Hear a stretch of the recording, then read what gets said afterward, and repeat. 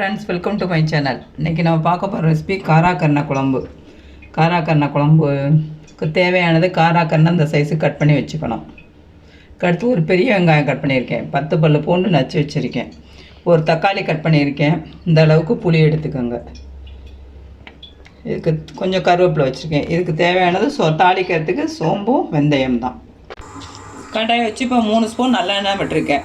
இப்போ ஒரு ஸ்பூன் வெந்தயம் போட்டுக்குவோம். ஒரு ஸ்பூன் சோம்பு போட்டுக்குவோம். இந்த நச்ச பூண்டை போட்டுக்குவோம்.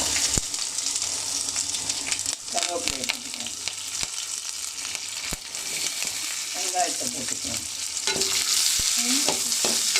வெங்காயத்தை போட்டு இந்த காராக்கருணையை அதோட போட்டு எண்ணெயிலே வதக்கிடுவோம்.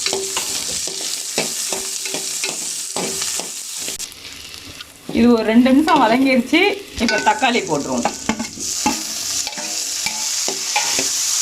தக்காளி நல்லா வதங்கட்டும். தேவையான உப்பை போட்டுக்குவோம். நல்லா வதங்கட்டும். இப்போ தக்காளி நல்லா மசிஞ்சிருச்சு. இப்போ இந்த ஸ்பூனுக்கு 3 ஸ்பூன் மிளகாத்தூள் போட்டுக்குவோம்.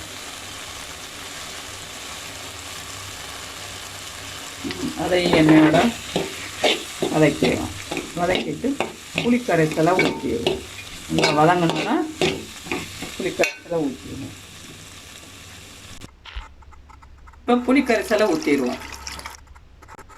இப்போ அதுக்கு தேவையான தண்ணியை ஊற்றிட்டோம்.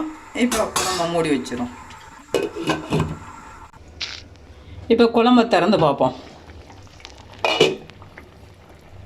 இப்போ சிம்மில் 5 நிமிஷம் வச்சுருந்தேன். இந்த காராக்கருணை நல்லா வந்துச்சு. இங்கே பாருங்கள், எண்ணெய் நல்லா இதாக இருக்குது. இந்த ஸ்டேஜில் ஆஃப் பண்ணிடுவோம்.